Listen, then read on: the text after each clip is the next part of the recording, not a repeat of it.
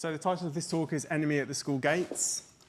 I'm going to give you a quick overview of the current state of affairs within schools, why attackers are targeting the education sector, some of the unique challenges that we find in the education sector that you don't actually see in commercial delivery, talk about a real-world pilot that we performed, and then talk about, hopefully, some strategies that schools can take forward.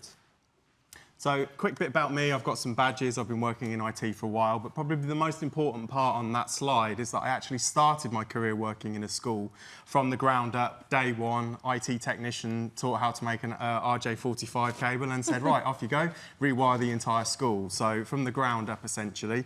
After that, after about 6 years of kind of progressing through, I then set up a company, and about 85% of my clients were schools of various sizes.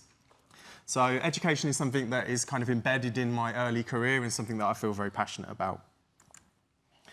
So a quick overview of the structure of education for those that haven't come from that field. Essentially, in 2013, we had a pretty important shift in the education system, which was that the local authority divulged control of schools and they became academies. And essentially what this meant was that there was a funding agreement set in place and the academies essentially were responsible for all of the budgeting for schools, and this allowed them to create things such as admissions policies and staff contract agreements, etc. Essentially the local authority was no longer in control of steering that. And so that was great because it gave them a lot of freedom to innovate. And essentially what happened is we had a sponsorship process where an entity, for example, a church school would be the local diocese, or various other entities would agree to sponsor the academy and have an overarching view of what's going on. So they were responsible for the finances, they could put in leadership members within the school, etc. Much more control than was previously realised. And so we have this concept now of multi-academy trusts, and these are essentially limited companies, and they scale from small, so a common multi-academy trust is about 6 schools. There are some large multi-academy trusts in London that have sort of 50-odd schools as part of their membership, and as I said, these are limited companies, and so these are in the region of £500 million companies, and you can go and read the accounts and see how these, the finances are distributed amongst their members. And the idea is that it's a sharing of best practice. So you have an overarching governing body that's appointed by the MAT, and they can share best practice amongst the schools. It's great for financial reporting because everybody's now using the same system, so the metrics work really well. If schools have specialist teachers or people that have specific areas of capability, then that can be shared amongst those schools, and also increase buying power. And things such as day-to-day logistics. Schools use a lot of toilet paper in a day. So if you are centrally buying that, you don't have to negotiate with suppliers. You can obviously get much more competitive deals for the money. So currently, this is stats from last year. We've got 32,000 odd schools in the UK, and predominantly 24,000 of those are in England. And of that 24,000, we have 3,000 nurseries. So what's interesting is if you follow the stats, because I'm a bit of a stats geek, the nursery numbers have diminished over time, and that's through challenges through COVID. Lots of nurseries are now shutting for various reasons. The primary schools are about the same. We've had a slight increase. There are still some middle schools knocking around for those from 80s education. And we've got a few more secondary schools, but not really much more. The numbers have stayed the same there. What has changed is we've now got a significant more number of specialist schools in place. So this is taking children out of the education system that may need special support, and we've removed those from tracks of education to provide specialist provisions for those. And finally, pupil referral units. So these are specialist centres that are set up for children with medical needs within schools or maybe behavioural issues that need one-to-one attention. One of my contracts was actually for a pupil referral unit, and they actually had a part of the school in a cancer ward within my local hospital, because even when children have significant illnesses, education needs to carry on. So schools are under attack, and we're starting to see this more and more. It's a bit of a worrying trend.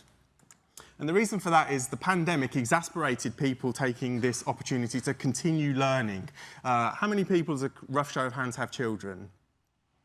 Okay, so in the pandemic, I'm sure, like me, you had kids in various rooms on Teams or Google Hangouts or whatever they were doing, trying to continue that education. And this really pushed schools to adopt a cloud-based solution.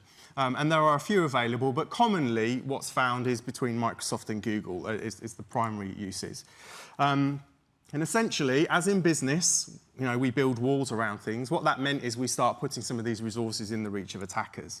And as with business, the shared responsibility model, we will handle the patching and we will handle the physical infrastructure. It's up to you to know how to configure these platforms to make them secure. There's the door. If you choose to leave it open, on your head be it. And so we've started to see this concerning trend in people looking at school platforms and attacks. This is something from the NCSC, a cybersecurity audit. 97% of schools said that a disruption in their infrastructure would obviously create significant problems for them. And just under half felt that they were prepared to actually deal with a cyber attack. And so around June 2021, we started seeing this bubbling up to a national conversation, and the NCSC started releasing alerts along the lines of, look, you need to be aware of this now. We're starting to see these types of attacks. Essentially, schools are using the same types of technology that we see in business, and so those angles of attack are very much the same. And in that, we started to see access to financial data. We started seeing access to school coursework and disruption of those things. All of this is pretty worrying because it has a knock-on effect to education, as well as information about COVID testing, etc. So schools contain a lot of very sensitive data that you may not first realise until you start looking at the structures. And as I said, the ramifications for data breach are just the same. You can read lots of reports of schools having to disclose where they may have fallen short on some best practices around data handling. But the problem is specifically the data, that schools handle that data specifically about children. And sometimes this can actually form quite an important picture of a child, domestic situations, medical history, any specific medical needs, etc. So very important data. And a lot of the advice so far has been around the availability of data. So it's talking about make sure you've got good backups. If something bad happens, this is how you recover. What we've found is that there isn't actually much of a conversation around the confidentiality of that data. It's just as bad if somebody actually accesses financial records or information about a child. And so at the moment, this kind of conversation is orientated towards when or if you get attacked, this is how you recover. Obviously, for those that deliver, we know that penetration testing is really good at testing those controls for data access. And we feel that it's a very good benchmark to understand what the exposure is. But regardless of all of that, there's something called the funding agreement that comes into place. And these controls actually form part of that funding agreement. And so this is from last year's, I believe, and it's broken down into shoulds and musts. So when you read through as an academy, you should do certain things, but you must do others. And if you fail those musts, then obviously you are technically in breach of these contracts. And there's just a small part in this handbook about cybercrime and the responsibilities of this. And essentially, the advice is proportionate controls and take appropriate action. So anybody that's worked in this field for a long time will know that those proportionate controls and those appropriate actions depend on the organisation. You're also asking a lot of an organisation to understand exactly what that means for them. And so inevitably, there are some fairly high-scale examples of where schools have been compromised. This is Harris Federation. There's a BBC Sounds Radio 4 did a programme called Held for Ransom. Really interesting read, really interesting listen. Essentially, they tried to negotiate with the hackers. And so the hackers demanded £8 million ransom. And they're like, look, we are a public sector organisation. We don't have £8 million. And so it was the whole back and forth around trying to request that the hackers would put some empathy to the situation. In the end, they didn't pay the ransom, but it still cost them roughly £500,000 to recover from these things. And when you hear the head's talking about some of the other challenges, maybe by proxy, things like the anxiety that it created for the students in potentially disrupting their coursework and therefore their grades and therefore their opportunities for university. So data access is significant. At the moment, it doesn't seem to be that attackers are targeting a school directly, deciding that that is what they're going to attack. It's very much opportunistic in the sense that they understand that schools are using cloud environments and this is an opportunity for them. And schools have a set of unique challenges, as I said before. Generally, a large amount of users that's changing regularly. There's always a year leaving and a year joining. So you have a fairly high turnover of students coming through. And some of the things that we take for granted as recommendations for companies aren't as easy. A child doesn't normally start school and be given a laptop provision. So there's all of those sorts of aspects to think about. And it's very difficult to enforce MFA with a student population. Again, the advice is good backups, enable MFA. I've worked in a school. Good luck trying to get MFA with a class of year 2s that are about 6 years old. Most of the time, you're trying to get them to remember the password. And again, the challenge with all of this is that we can't disrupt learning. There's only a finite amount of time. We expect this user group to choose weak credentials because they're children, so that's a significant challenge. And again, as I've said before, access to data has the same ramifications as anything else. And as we've said, there's a large adoption for the cloud. Another significant challenge is that there will always be schools, and therefore there will always be on-premise network infrastructure, slightly different to businesses that are trying to get rid of offices and centralize things in the cloud and not have those. Children go to school, and that will continue. As I said, large turnover of users, generally thinking about the processes to enable and disable accounts. Are you even looking at the type of activity those accounts are happening? And the conversation needs to shift to beyond just backup and restoration. You need to understand where these things can actually be investments required and how we can sort of move it forwards. And there's also a bit of a challenge with staffing, people understanding security as a core principle and a part of their job. I've spoken to a few network managers and they're quite interested in security as an enabler for them to be able to justify further investment that they need, or to have those difficult conversations where they're aware that there are problems, but actually there isn't much that they can do about them at the moment.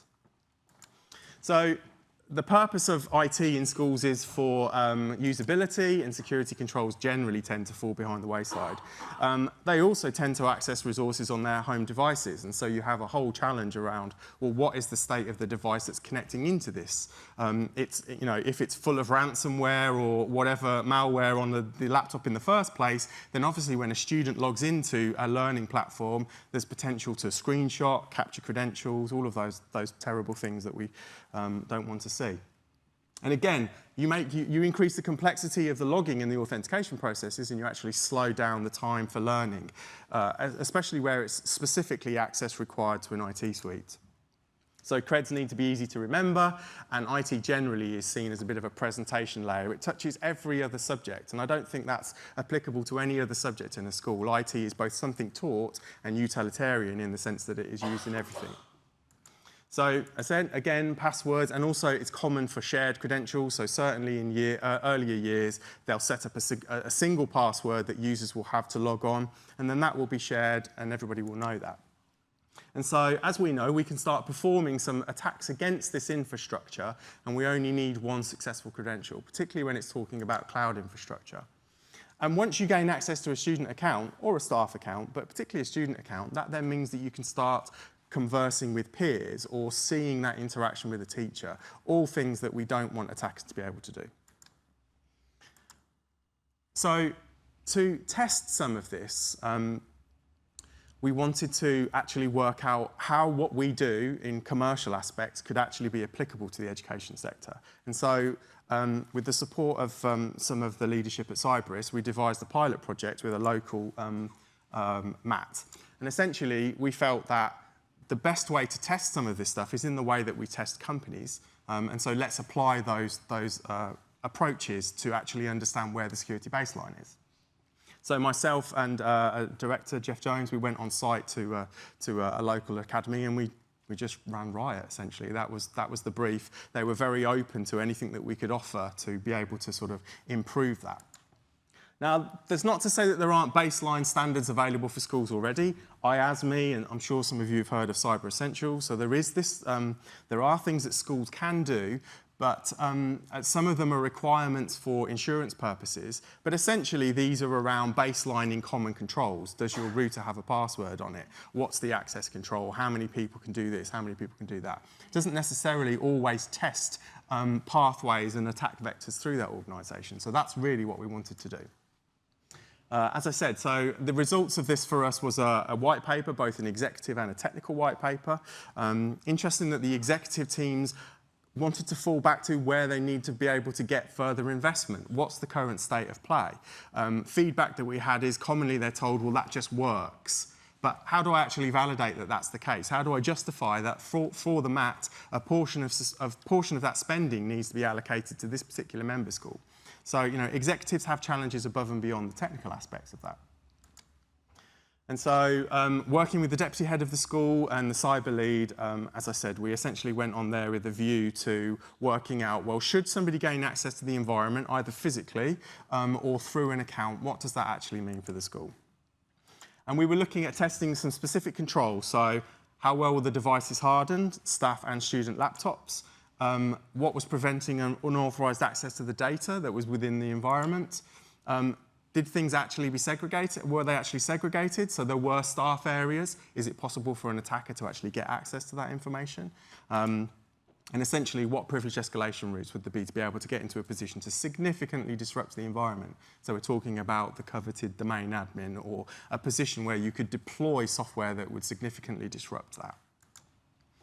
And so, predictably, but sadly, a lot of those tests proved to be true. So we did find gaps in the control implementation. It's fair to say that this particular environment were clearly aware of some of the controls that they had. So there were things like app blocker in place. So they were moving in the right direction of realizing what an attack surface may be. But we found gaps in the control of some of those things, which essentially allowed us to perform some of that malware. We also managed to introduce ourselves into the network. So there were MAC filtering solutions in place for quite broad areas within the school, but printers, for various reasons, weren't. So in order to gain an unauthorized device on the network, it was a case of unplugging a printer and adding a laptop in, and then that allowed us to be able to perform some of those attacks without authentication. We found that there were some weaknesses in how those network boundaries were controlled. So the switches themselves and the network traffic was really being used as broadcast controls, not really a security layer at all. It was more for the logistics of the network because it was quite a large campus. And some other areas of interest that we found, we could get into the CCTV systems. Now, they weren't aware of this. This was deployed by a third party, but that obviously has significant impact when you start demonstrating that you can take pictures and video of children out of the site through this as an angle. These are all things that schools are especially concerned about. We demonstrated that credential theft was a problem through sort of network protocol attacks through that unauthorized device, but also through kind of common brute forcing against school name, etc. And this is kind of compounded because, as all schools, there is a cloud-based layer. So generally what's happening is on-premise solutions are synchronizing into the cloud. So now we're kind of lifting and shifting some of those common problems that we have, and we're presenting them onto the internet. And we'd actually demonstrated that a user credential could be accessed externally, and then what did that actually mean? There were some various areas within the network that should really be considered as sensitive data, and some of those boundaries weren't fully controlled effectively, and so access to that was significant concern. And really that breach, that responsibility goes above and beyond, well, can you access permissions to be able to deploy ransomware, but here is some text files that contain all of the usernames of the students, or mark schemes from a particular year group. All of these pockets of data that are controlled within staff areas, if an attacker can gain access to those, that in itself is a significant problem. So this is some feedback.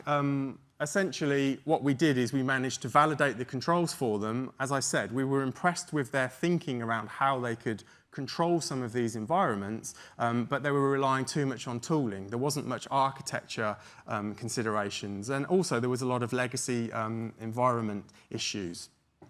And again, they're fully aware of some of the challenges around multi-factor authentication, and some of these just have to be risk-based solutions to manage them. It's not really possible, in my view anyway, to be able to implement multi-factor authentication for younger years. You can certainly improve that security posture in other areas, but I guess in the future maybe we'll have a better excuse for I couldn't submit my homework because I lost my RSA token. But for now, we're very much still, I can log into the cloud environment and there's my work.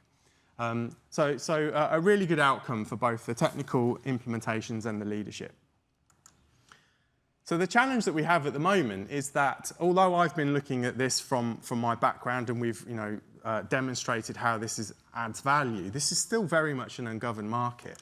There's clearly a need for security testing of this type within the education sector. There's also actually some interesting conversations about how education should be considered critical national infrastructure, C&I, because the very definition of that is, if it's disrupted, does it have a negative impact on society? Well, school closures are bad for everybody. They're bad for business because of parental responsibilities. They're bad for development problems that we would then see further on in the NHS, in the adult workforce. So essentially, the general consensus is that schools being closed for disruption, whether particularly through attack, is just bad for everybody. The problem at the moment is that this market is essentially ungoverned. Anybody can kind of come along and start offering these services to schools if they really feel the need. And the problem with that is it's a race to the bottom potentially in terms of price, but how do you actually demonstrate that a provider can deliver these sorts of things safely? Anybody that's worked in Red Team regulated frameworks knows the stringent controls that are in place and the long list of things that you have to demonstrate as capability to be able to perform those things. But those controls simply do not currently exist in the education sector at all. And there's also no comparative model for schools to be able to solicit or buy these services from people. There isn't anything to be able to say, well, how do I justify that expense against that provider? There isn't any of that we kind of take for granted as established frameworks at the moment. So a couple of things that we've made recommendations for schools that have actually been in contact and are looking for this sort of stuff. You need to ask your provider how they can safely demonstrate risk, essentially, control that risk and manage the potential disruption. Do they actually work in testing? A lot of the support services within the education sector come from third parties that are essentially peripatetic support. So printer controls, deployment, etc. Not necessarily a background in security as such. And as everybody knows, having a copy of Metasploit doesn't necessarily mean you're a hacker, right? So you have to be careful with how that works. And more importantly, how do these providers access that data, particularly when it is sensitive data relating to children, which would be in a directory that you would compromise or share, etc. And can they prove that data can safely be cleansed after the event? Finally, how do you take these results and feed it back into a school leadership team so that this actually enables them to make those decisions about how funding can be allocated and where the current risk is and what the actual posture is, what are the things that you immediately need to address, and then how do you build out long-term projects and strategies to be able to raise the baseline. So improving defences. We all know that cloud providers have significant logging if you enable it, which is great. Take advantage of it, you're getting it, you're paying for it essentially, or not, as you'll see in a moment. But it can at least be used as an initial informant point to be able to understand, does that child in Year 7 really need to be logging in at 4 o'clock in the morning? That's a bit of an anomaly. Definitely mandates MFA for staff. I don't really see any reason why. There are policy reasons why it's difficult to mandate for students. Obviously, you can't have them all rocking around with their mobile phones. They're generally not allowed to use mobile phones within school, so that's kind of a difficult one anyway. But staff is a different matter. So mandating all staff accounts to have MFA should be a requirement. And you can lock that down, so conditional access policies, etc. It's much easier to secure the staff workforce. Now, yes, I'm sure some of you will say, well, conditional access and blocking by location isn't a silver bullet. I absolutely agree, but it's a good thing to enable to at least reduce that initial barrier. And staff generally tend to be administrators on their devices because education moves quickly. You've got 45 minutes to achieve a result. So if you need to do something, you can't really be in a position where you need to wait for the IT team to do that. So a lot of the cases of compromise generally stem from a user with privilege on a device doing something that they shouldn't do or have inadvertently done, which has then resulted in the beginning of attack chains, which I'm sure a lot of you have delivered and live and breathe. Access the data. From this, after the event, it's like, do you know where all of the data is in your environment? It's like, pfft.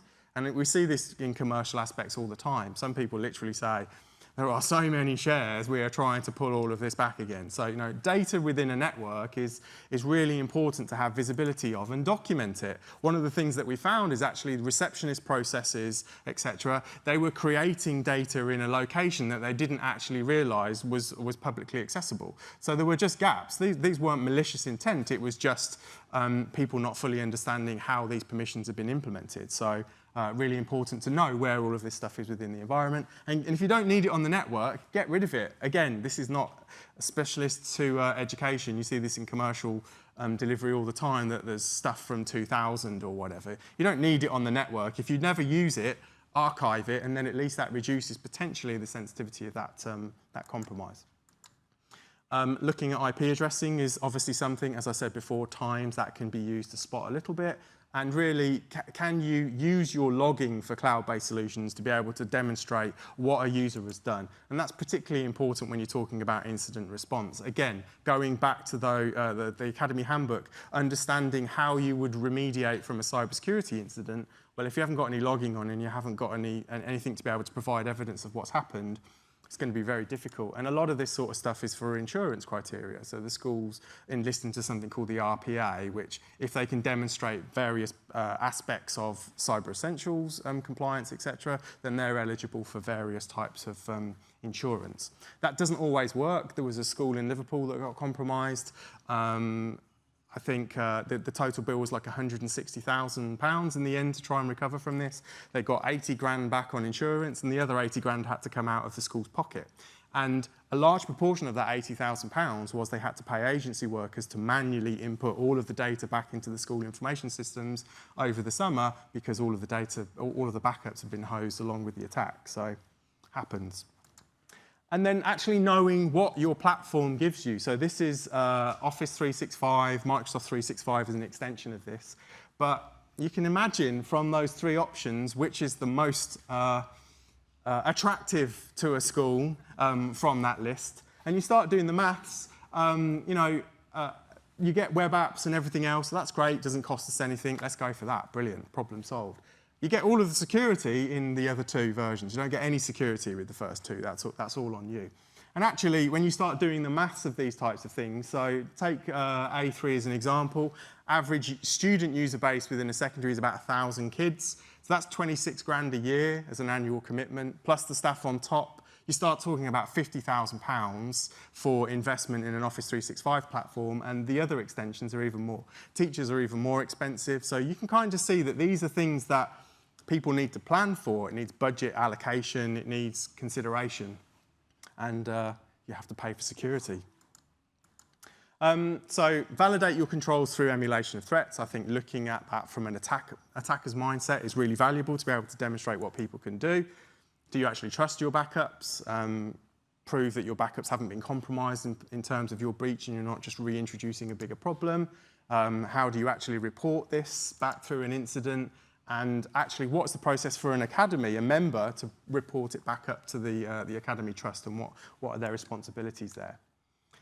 So in summary, education has a unique set of challenges, and it's based on the user demographic, largely children. Looking at what you can actually shore up, certainly around staff access, staff devices is always a good first step. Understand where the data is within your network environment. These are things that people can do. They're not easy, I appreciate, but at least if everything is on fire, you know which fire you need to look at first of all. Looking at processes and procedures, I think a lot of this shoulds and musts will help force policy onto people if they're not thinking about this type of stuff. And looking at alerting, essentially, and where you can't enforce a control, what can you do in terms of actually having some visibility of activity? And obviously test those controls and validate the effectiveness through penetration testing, red teaming, purple teaming, consultancy, whatever it takes really to be able to have this conversation that schools are pretty much like businesses these days. They're operating like businesses, they're using the technology of businesses, but they don't have all of the luxuries to be able to shore up their resources and access to their resources in the way that companies can. Thanks very much.